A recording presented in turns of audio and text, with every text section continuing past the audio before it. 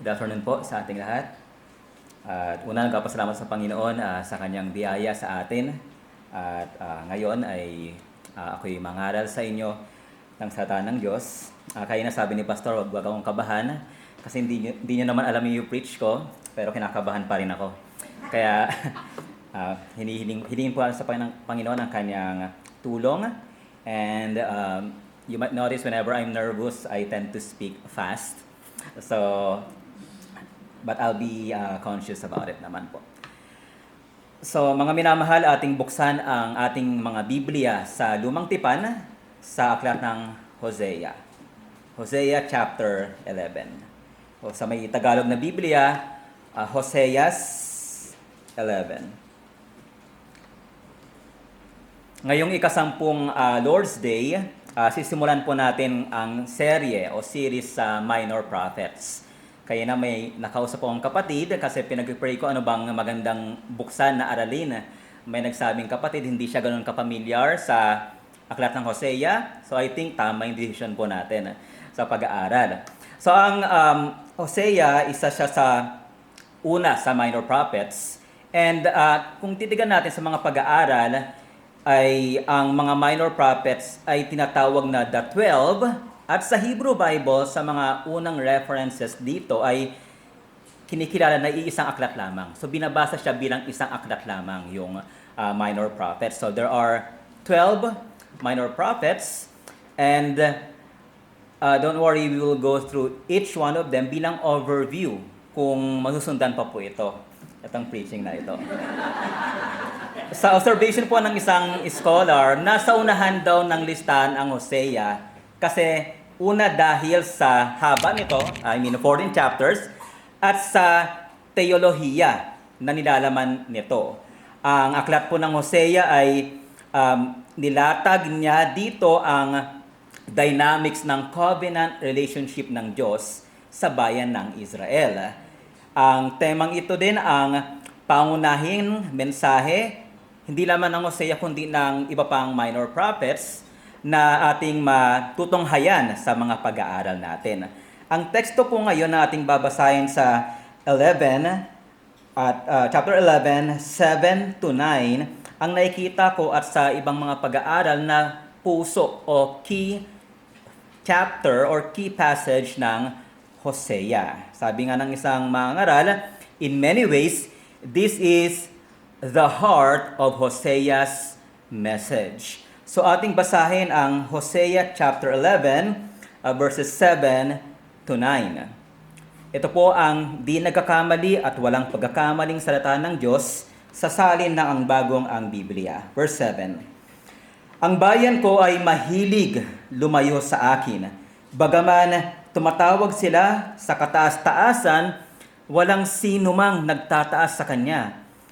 Paano kitang pababayaan of Ephraim? Paano kita itatakwil o Israel? Paano kita gagawing tulad ng Adma? Paano kita ituturing na tulad ng Seboim? Ang aking puso ay nabagbag sa loob ko. Ang aking habag ay nagningas. And verse 9, hindi ko igagawad ang aking mabangis na galit. Hindi ako babalik upang wasakin ang Ephraim, sapagkat ako'y Diyos at hindi tao, ang banal sa gitna mo. At hindi ako darating na may puot. Samahan niyo po ako sa pananalangin. Aming Ama ng Tipan, kami ay humihingi ng tulong sa inyo. Kagaya nga ng panalangin ng isang kapatid kanina, naway itago niyo ang maangaral sa likod ng krus, upang nang sa gayon ang may taas at si Kristo at kung sino mang titingin sa Kanya as He is being lifted up in the message of from your word this afternoon ay maliligtas at ang inyong mga tao ay mabubunsod pa tungo sa kabanalan. Tulungan niyo kami, Panginoon, kumilos kayo at nawa ang banal na Espiritu ay malugod na gumawa ng miracle sa aming kalagitnaan, miracle ng tunay na pagsisisi at tunay na pananampalataya sa aming Panginoong Jesucristo. Ito po ang aming dalangin, Ama, sa ngalan ni Jesus. Amen. Nung nakarang linggo po ay isang bagong membro ang naidagdag sa ating kalagitnaan, si Ate Marisu. At ang pagiging membro po ng isang iglesia ay hindi isang life or magaan na bagay. Actually, sa Reformed Baptist, kaya nga ito'y tinatawag na tayo'y mga membro, hindi lamang basta membro, kundi tinatawag na covenant member.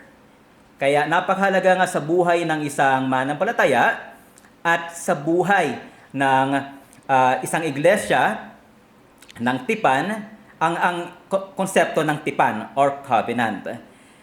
At nireview ko yung previous Sunday School ni Pastor Ranji. 2022 pa po ito kung saan nagturo siya sa exposition ng 1689. At sinabi niya doon na the theme about covenant is a biblically pervasive and it deepens our appreciation of God's work of salvation.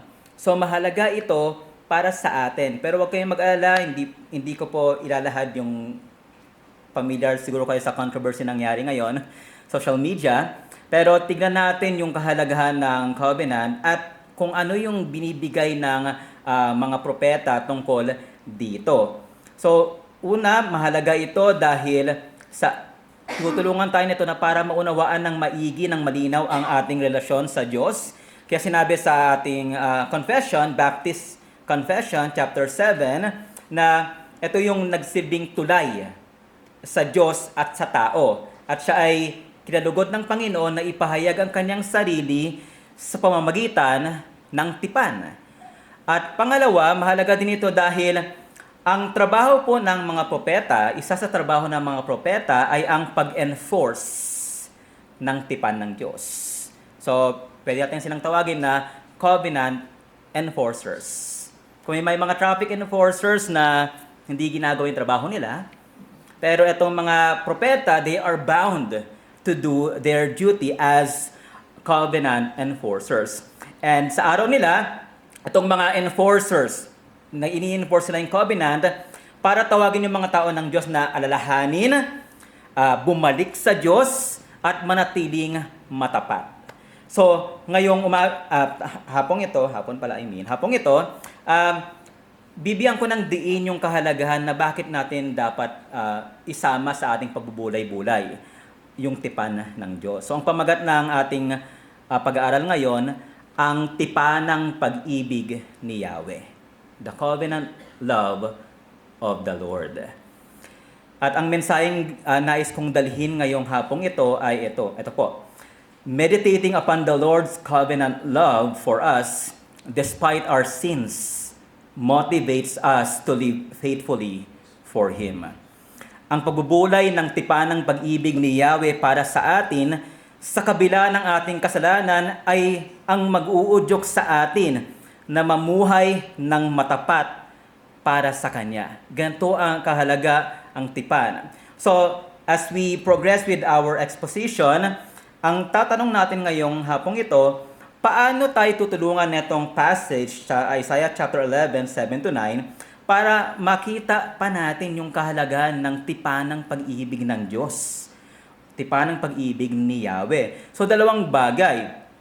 Ang tipanang pag-ibig ni Yahweh ay nagpapatuloy sa kabila ng pagtalikod sa Kanya, sa verse 7. Pangalawa, ang tipanang pag-ibig ni Yahweh ay nananatili dahil sa kung sino siya. So una, it continues despite our apostasy from Him. And second, it remains because of who He is, kung sino ang Panginoon. So, doon mo tayo sa unang punto. Ito ay nagpapatuloy sa kabila ng pagtalikod sa Kanya. Sa kasaysayan po, sina Hosea, kasama diyan si Amos, si Micah, and Isaiah na binasa kanya ni Kuya Manny, sila po yung nagpropesiya around that time kung saan marapit nang bumagsak ang Israel sa kamay ng mga Assyria. Ang year po nan ay 722 BC. So sa panahon po na iyon, makita natin na nandun na sila sa sukdulan ng kanilang pagtalikod sa Diyos. At sa kanilang pagtalikod, mababasa natin sa ating teksto na ito'y una likas sa kanila at pangalawa lantad yung kanilang pagkukunwari. Sila ay nagsisinungaling sa Diyos, sila ay nagpapanggap na sumasamba sa Diyos. Kaya nga dumating yung hatol sa 722 BC at sila ay na-exile na doon sa Assyria. Ito po yung Northern Kingdom, di ba? Nahati ang bayan ng Israel, Northern and Southern Kingdom. Pero itong focus nung ministry ni Hosea ay primarily sa Northern Kingdom. So yung kailang pagtalikod sa Diyos, una makita natin na likas nilang kalooban. Yung kailang apostasy ay kanilang natural disposition. Basta sa ating teksto sa verse 7, sabi dito, ang bayan ko ay mahilig lumayo sa akin. Sa ibang salin, they are obsessed. Sa iba, they are determined to turn back or turn away from God. Ang Hebrew word po na ginamit dito ay yung idea ng para siyang nakatali, nakahang, naka-attach sila doon at hindi nila kayang humiwalay o lumayo doon sa kailang pagka-attach sa isang bagay. At dito, figuratively, ginamit para ipakita yung moral inability ng Israel para i-detach yung kanilang sarili mula sa apostasiya. So, hindi nila kayang layuan yung pagtalikod nila sa Diyos. So, parang mas madali sa kanila na talikuran ng Diyos kaysa talikuran ang kanilang kasalanan. Kaya nga, all throughout the prophet, the book of Hosea, tinatawag na adultery or pakikiapid o kaya harlotry ang pagtalikod ng Israel sa Panginoon. Bakit? Dahil meron silang tipan sa Diyos. Di ba dito, hindi ka kakasuhan ng nakikiapid kung hindi ka kasal. Right? You have to be in a covenant marriage para masabi na nag-commit ka ng adultery. So ganon ang bayan ng Israel. Hindi ito simpleng relasyon lamang sa Diyos, kundi sila ay nasa konteksto ng tipan kay Yahweh. Kaya nga sa chapter 1 verse 10, may lingwaheng ginamit doon do hindi binanggit yung salitang tipan, pero sa 1 verse 10, ito yung pagkasabi, gayon may ang bilang ng mga anak ni Israel ay magiging parang buhangin sa dagat na hindi masusukat o mabibilang man. Familiar kayo sa language nito na sabi doon, hindi maibilang yung kailang dami at magiging parang buhangin sa dagat. Anong pumapasok sa isip nyo? Sana hindi yung Boracay, may buhangin sa dagat. Kundi yung pangako ng Panginoon kay Abraham, right? Sa Genesis 22 verse 17, para mas maging tangible yung promise ng Panginoon, sa chapter 15, binanggit doon na, for example, yung kasing dami ng stars sa langit. Hindi naman mahawakan ni Abraham yun eh.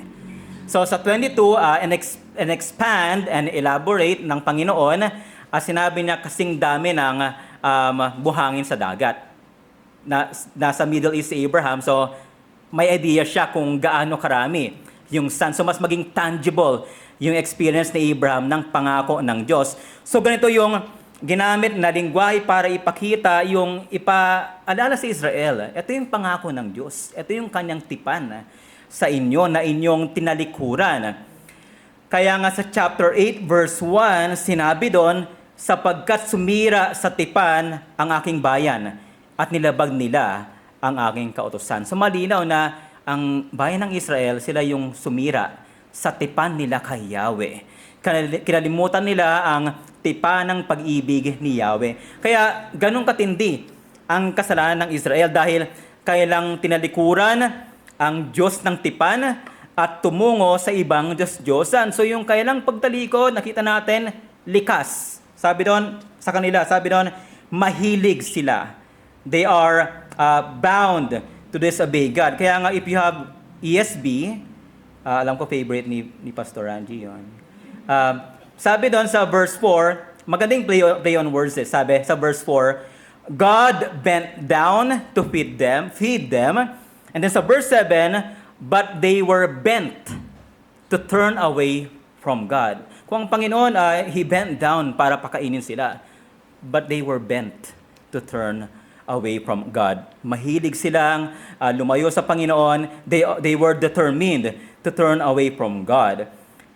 Pero hindi lang natin makikita ang kanilang pagtalikod na likas sa kanila, kundi yung kanilang pagtalikod or apostasy ay lantad sa kanilang spiritual na pagkukunwari. Ito yung spiritual hypocrisy.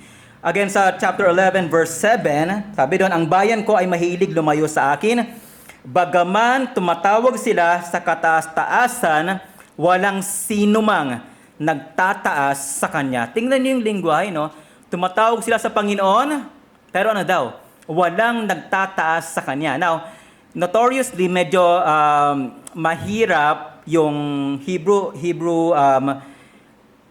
nito kasi nga may iba't ibang translation. So, it depends kung if you have ESV nakalagay doon Most High, consistent sa Tagalog na binabasa natin ngayon. Pero sa ibang salin ay ito'y tinuko nila, for example, sa Magandang Balitang Biblia na pamatok. Sa iba naman ay Baal, na sinasabi na tumatawag sila kay Baal, ngunit hindi niya sila itataas. So ano kayang salin ang susundin natin? Pero tignan muna natin, what if eto nga yung sundin natin yung salin ng, for example, New English Translation na sinasabi doon, tumatawag sila kay Baal, ngunit hindi niya sila itataas. Ito po isang testimony sa isang cult during their time. Ito yung Baalism cult. Na kung saan, ito yung idea na paganized cult of Yahweh. So, they were thinking that they are serving Yahweh in the name of Baal. So, sa ibang Diyos. So, nagpatuloy sila doon. Actually, mababasa mo yan sa verse 2, sabi dito ng chapter 11, habang lalo ko silang tinatawag, ay lalo naman silang lumalayo sa akin. Sila'y patuloy na nag-aalay sa mga Baal at nagsusunog ng mga kamanyang sa mga Diyos-Diyosan. At sa verse 10 din ng chapter 9, sinabi doon, ngunit sila'y pumaroon kay Baal Peor at itinalaga ang kanilang sarili sa kahihiyan at naging kasuklam-suklam na gaya ng bagay na kanilang iniibig. So, sino yung iniibig nila? Hindi si Yahweh. Ang kanilang Diyos-Diyosan. So, yung irony po dito, dahil they blended the Lord's name with Baal. Pansinin nyo sa chapter 2 verse 16 ng Hosea, mabasa natin dito, sa araw na iyon, sabi ng Panginoon, tatawagin mo akong asawa ko at hindi mo ako tatawaging Baal ko. Baal ko. So, kung sa Hebrew, sabi doon, hindi na is she or asawa ko, kundi at hindi na Baali. Kasi sa Hebrew, pag you wanted to own something, may lagyan mo na ng I sa dulo. So, gusto mong tawagin ni Jairus si Joyce na my Joyce, Joyce C. ang tawag niya. Recommendation lang yon, brother. So, sa ganung paraan, makita natin yung sa kailang apostasy, they can call to Yahweh. It's easy for them to do it. Pero wala sa puso nila. And mapapansin nyo rin yan sa language doon, for example, sa chapter 7 din, 13 and 14. Pansinin nyo po yung language doon. Chapter 7, verses 13 to 14. Kahabag-habag sila sapagkat sila'y lumayo sa akin. Ang pagkawasak ay sumaka nila sapagkat sila'y naghimagsik laban sa akin. Tutubusin ko sana sila, ngunit nagsalita sila ng mga kasinungalingan laban sa akin. And then verse 14, sila'y hindi dumadaing sa akin mula sa kanilang puso, kundi sila'y nananangis sa kanilang mga higaan. Sila'y nagtitipon dahil sa trigo at alak. Sila'y naghihimagsik laban sa akin. So sa language, sa ibang salin, sabi doon, tumatangis sila sa kanilang mga higaan, ngunit hindi taos puso ang kanilang pagtawag sa akin. So, pansinin nyo yung image. Umiiyak sila at night. They are crying. They are calling to God. Pero hindi taos sa puso nila. So parang ang dali lang, 'di ba? They can parang sa term ngayon sa call center kasi may tinatawag na pagbago ka pa lang, you fake it till you make it. Na parang magaling ka mag-English pero fake it till you make it muna. Pero sa Israel, nagawin nila sa Diyos iyon ay isang malaking pagtalikod sa Kanya. Sa paglingkod po sa Diyos, sa pagsamba sa Diyos, you cannot fake it till you make it. Maaring may kinakausap ako dito na ilan sa atin na nandito, maaring pinilit lang kayo ng magulang ninyo, o kaya nandito lang kayo kasi para magbigay ng favor sa inyong mga parents, sa lola ninyo, pero wala sa puso ninyo ang pagsamba sa Panginoon.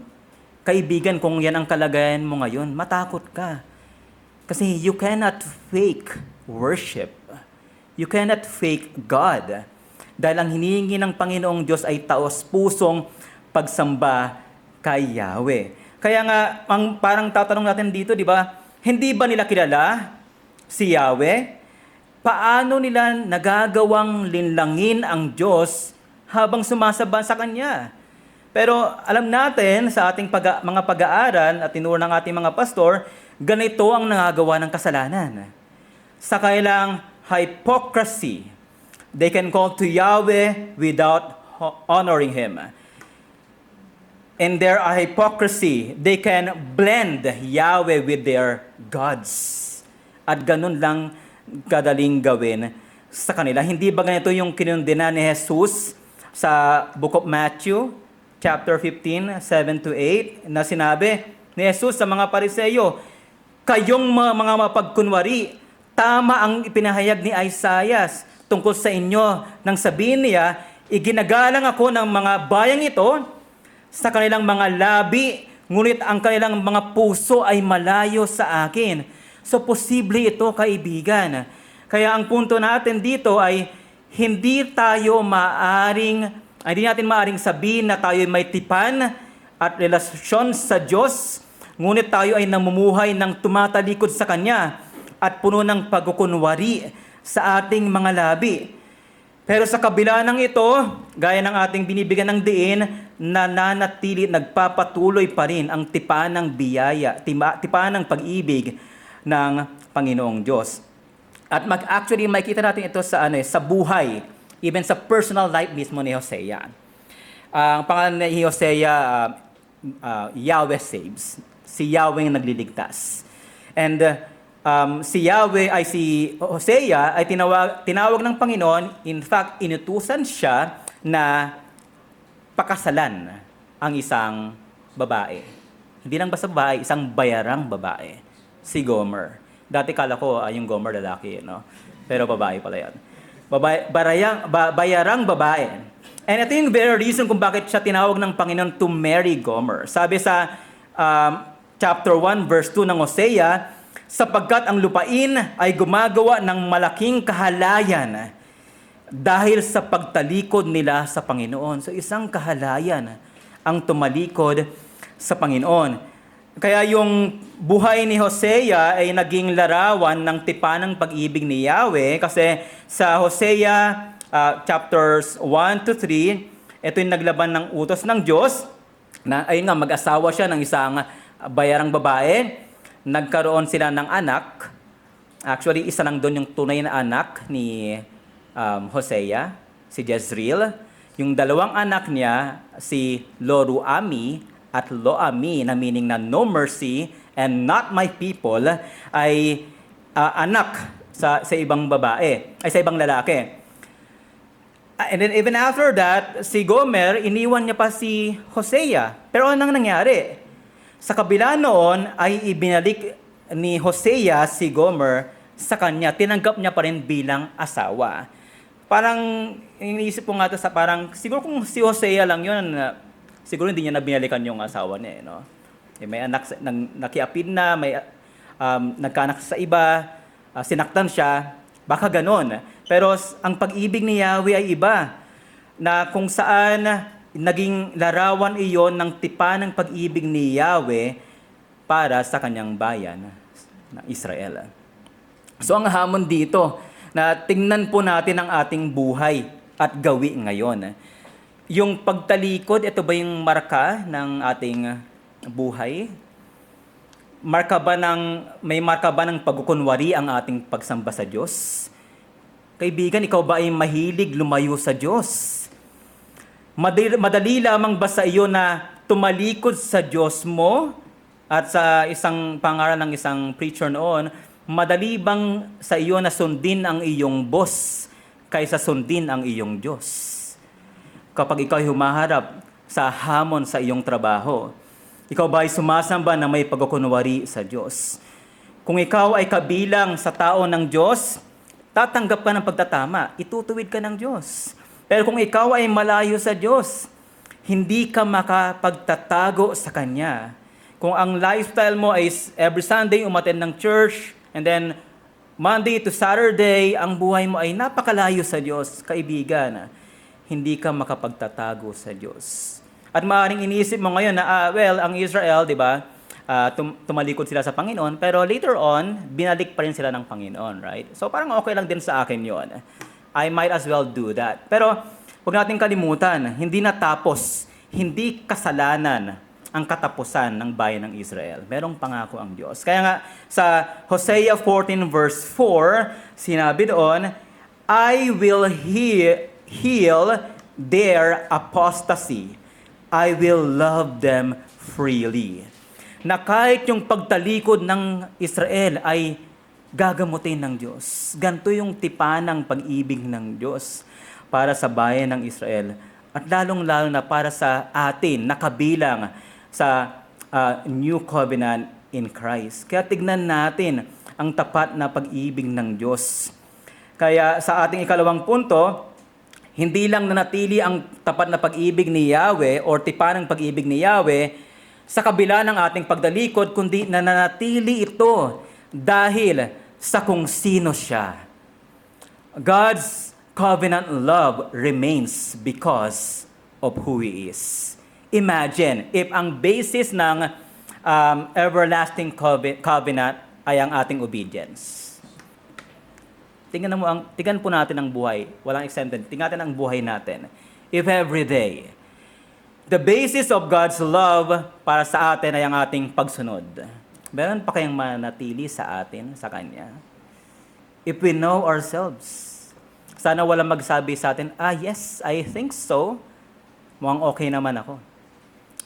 Pero if you know yourself, kaibigan, kapatid, alam mo na hindi magtatagal, hindi mananatili ang tipanang pag-ibig ng Diyos. Now, sa ating teksto, dalawang kapahayagan or ang ating makita.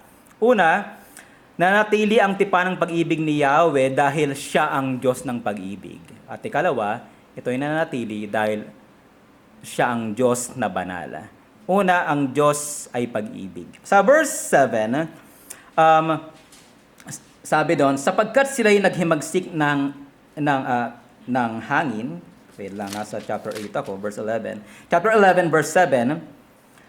So yun ang ating naaral kanina. And then sa verse 8, sabi dito, paano kitang pababayaan o Ephraim? Paano kitang itatakwil o Israel? Paano kitang gagawing tulad ng Adma? Paano kita ituturing na tulad ng Seboim? Ang aking puso ay nabagbag. Imagine, this is the Lord speaking through the prophet Hosea. Sabi niya, ang aking puso ay nabagbag sa loob ko. Ang aking habag ay nagningas. Pansin nyo mga kapatid kaibigan na sa verse 8 ng chapter 11, merong 4 na katanungan. Di ba? Paano? At sinundan iyon ng paghahayag ng puso na masidhing ekspresyon ng puso ng Diyos para sa kanyang bayan. In fact, sa verse 1 pa lang ng chapter 11, binanggit na doon yung pag-ibig ng Diyos sa Israel. Sabi ni Hosea sa 11 verse 1, nang bata pa ang Israel, minahal ko siya. Again, it is the Lord speaking through Hosea, minahal ko siya. So, in-express ng Panginoon ang kanyang pag-ibig para sa bayan ng Israel. And in fact, there is another word sa Bible. It may be dear to some of us here. Kung saan, of all the minor prophets, si Hosea yung gumamit ng madalas noon. Yun po yung word na kesed. or sa iba, Hesed. At kung babasahin natin, for example, dito sa Hosea 6 verse 6, sinabi po dito, yung in-express yung delight, yung desire ng Panginoon na ibigin, na siya'y nagnanais na mahalin ang kanyang mga tao. Sa verse 6, sabi dito, chapter 6 ng Hosea, sapagkat nalulugod ako sa katapatan kaysa alay. So sa ibang salin, ito'y nalulugod ako sa pag-ibig. Sa ESV, I desire steadfast love. Sa ibang Tagalog na salin, sabi doon, sapagkat sapagkat wagas na pag-ibig ang nais ko at hindi handog. So doon natin makikita na yung pag-ibig ng Panginoon para sa bayan ng Israel ay nag-uumapaw yung kanyang ekspresyon dito. And sa mga tanong na iniwan ni Isaiah sa bayan ng Israel, may mga binanggit na mga pangalan. Diba? Ephraim, Israel, Adma, Seboim. Yung Ephraim and Israel, ito po'y normally interchangeable sa scriptures. Pero si Hosea, 34 times siyang ginamit sa aklat na ito. At nagpapakita ito ng, if you recall, si Ephraim ay anak ni Joseph. Pero hindi siya yung panganay, di ba?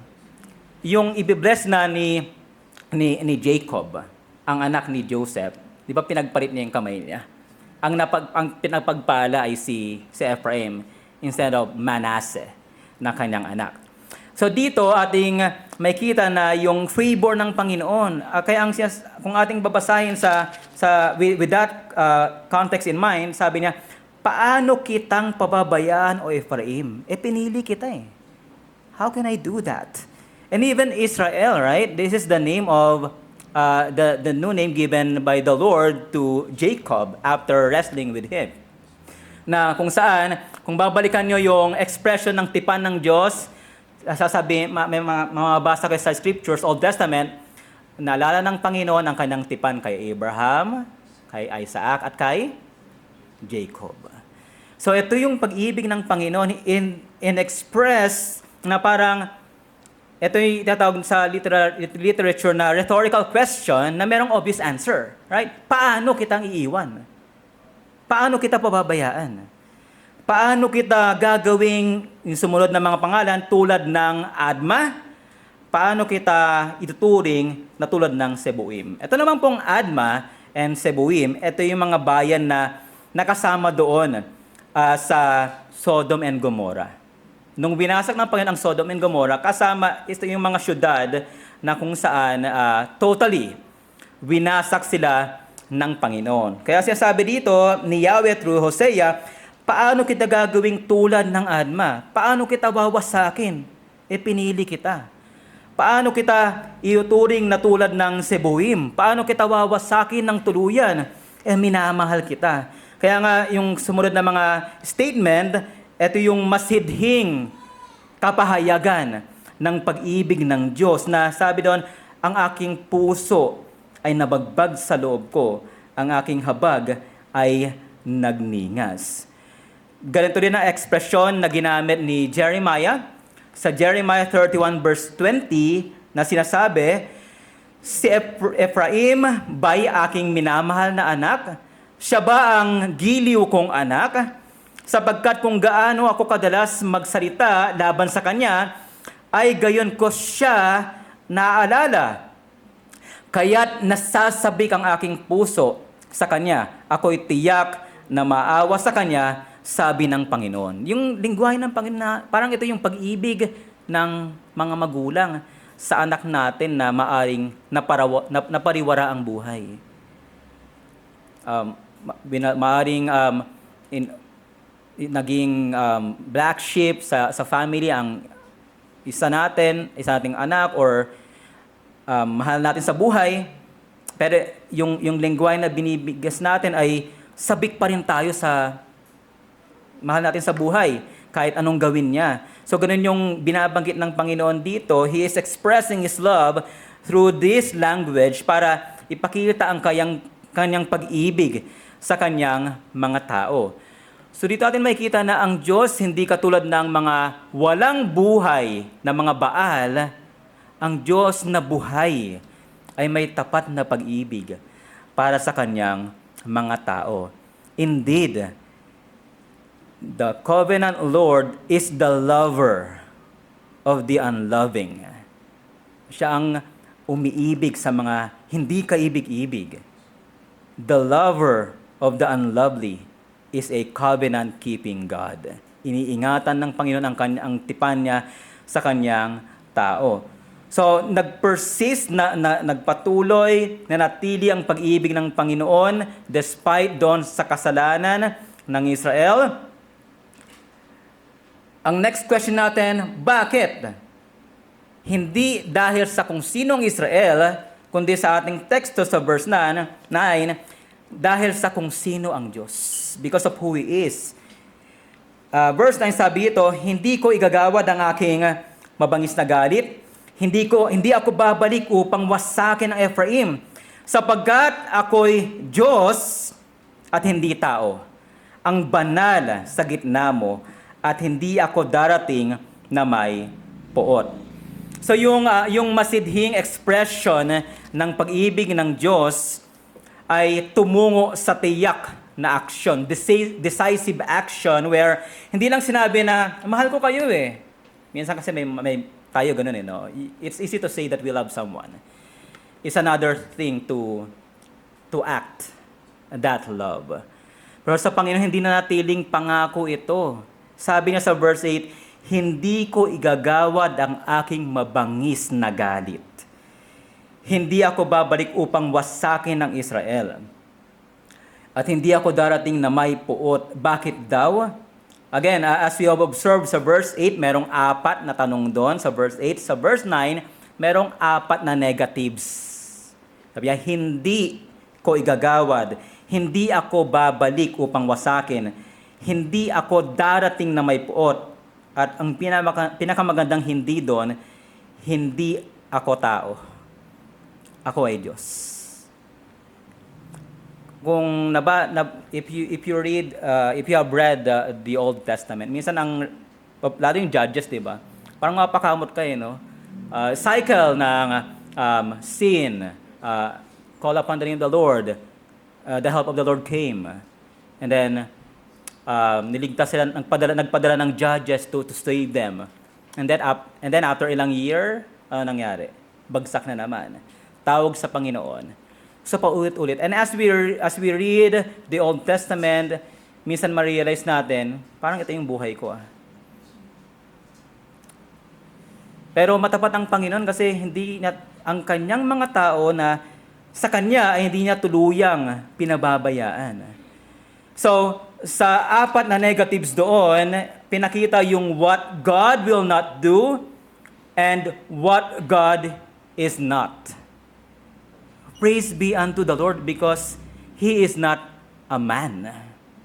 Hindi siya isang tao lamang. Siya ay Diyos.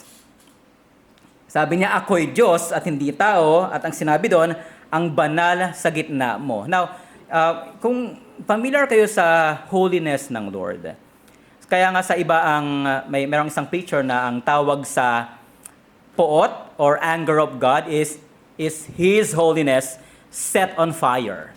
Na yung puot daw ng Diyos, ito yung kanyang kabanalan na nagbabaga. Because He is holy.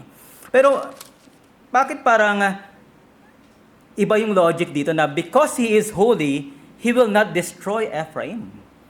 Hindi ba dahil ang Diyos ay morally pure, He hates evil, hindi ba dapat winasak niya ang itong mga suwain, mapagkunwari, at tumatalikod sa kanyang mga tao?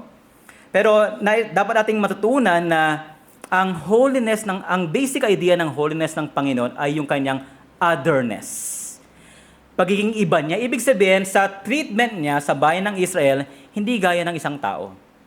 Ano ba ang isang tao? Mabilis maubusan ng pasensya. Pag hiling sa Panginoon, Lord, give me patience. Please, Give me patience now, please. Pero in the act of asking for more patience, naging impatient tayo minsan. Pero ang Panginoon, because He is holy, sa kanyang pagdeal sa bayan ng Israel, hindi niya agad pinapataw yung parusang dapat sa kanila. Kaya nga ang Panginoon, isang magandang attribute ng Panginoon, actually lahat yun maganda. Pero yung isang dear is yung long-suffering ng Panginoon. Paano lang during worship may something evil or masama na pumasok sa ating isipan, and if sa holiness ng Panginoon, biglang bumukas yung lupa, wala na tayo. Right? Paano, may manitira kaya sa atin dito ngayon? Baka siguro ako yung unang lalamunin dito sa harapan ninyo. Pero ang Panginoon, because He is long-suffering, and in His holiness, He is unique. He acts differently. Ito yung kanyang in-express, pinakita sa bayan ng Israel. Kung natural sa tao na ibuhos ang galit, maging impatient sa isang tao na walang ibang gawin, kundi ang sumuway, mga kapatid, kaibigan, hindi ganon ang Diyos. Confirm ito sa isang Reformed Expository Commentary. Sabi na doon, the holiness of God includes His love, which is holy love.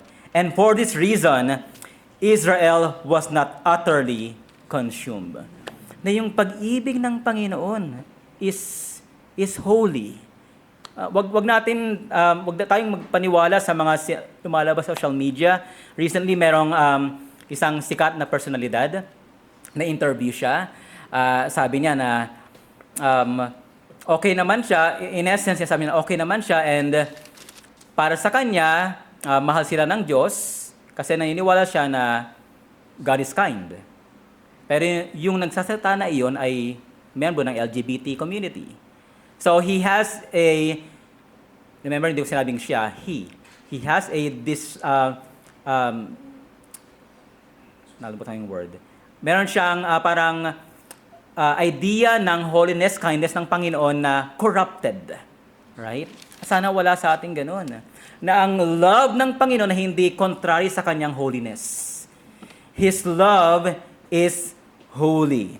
That's why in treating or in dealing with Israel, He act lovingly, definitely, at ang kanyang pag-act ay sa kanyang banal na katangian.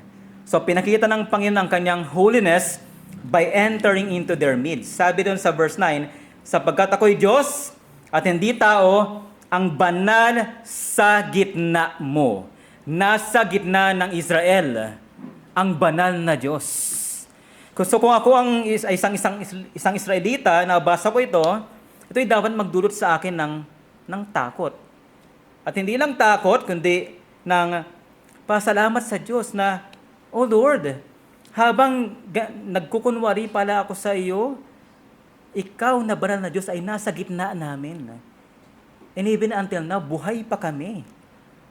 Maaring mailan sa kanila sa bayan ng Israel ay pinatay na ng Diyos, right?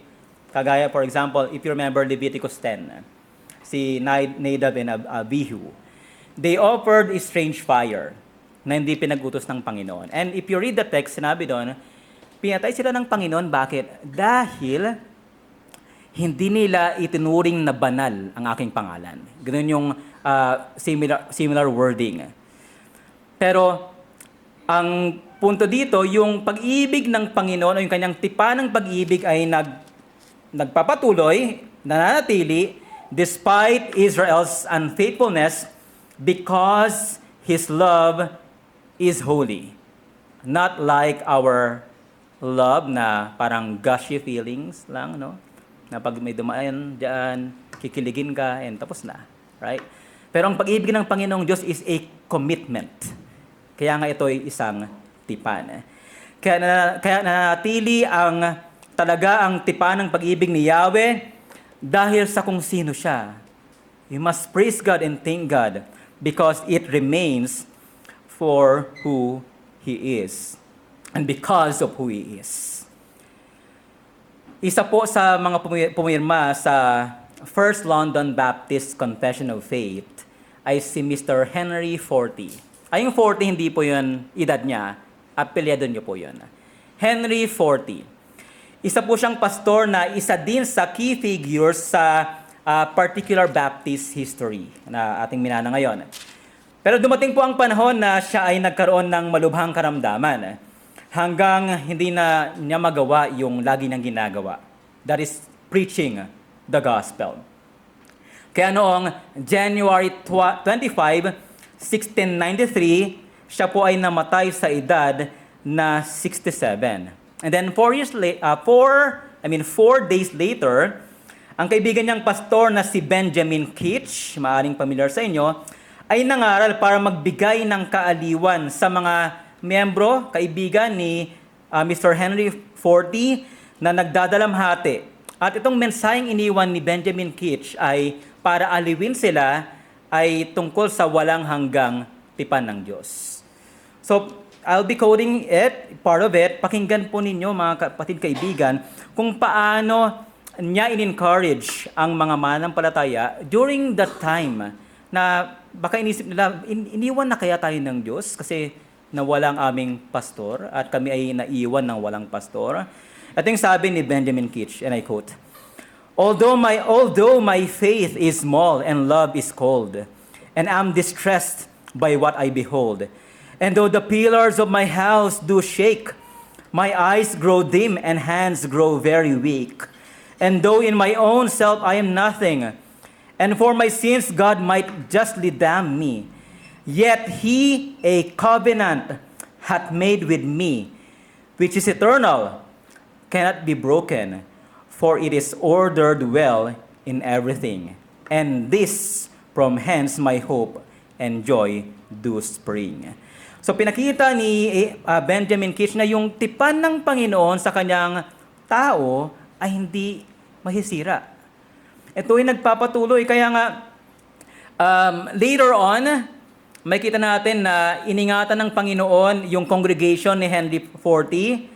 Kasi pagkatapos siyang mamatay and after ng funeral, yung mga member ng iglesia ni Henry Forty ay naging member ng lumipat, naging kaanib, nag-join sa membership nila Benjamin Keach.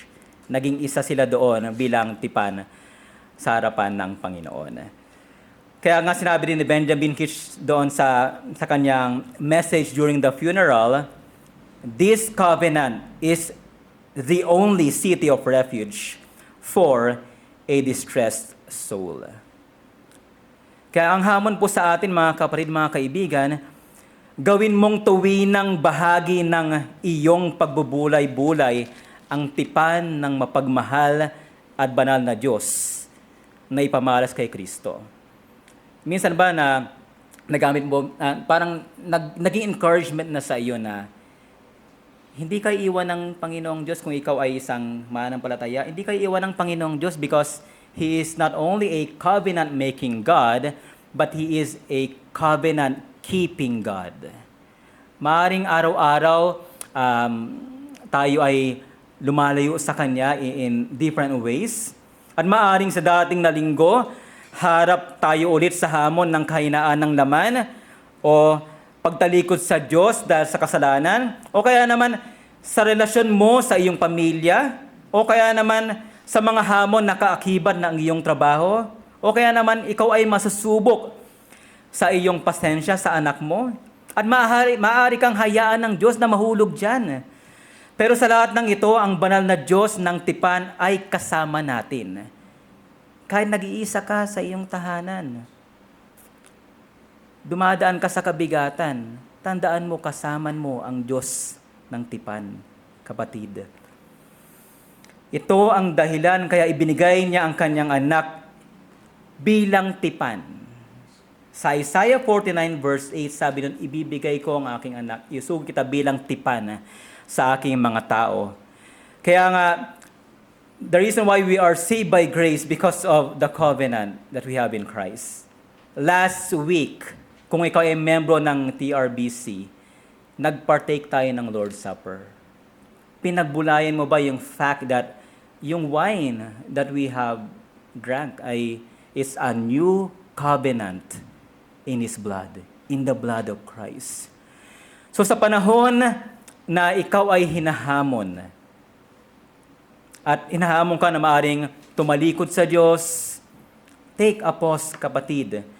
Ipaalala mo sa iyong sarili ang tipan ng pag-ibig ni Yahweh, na siya ding magbibigay ng biyaya at kalakasan upang ikaw, tayo ay manatiling matapat sa Kanya anumang sitwasyon.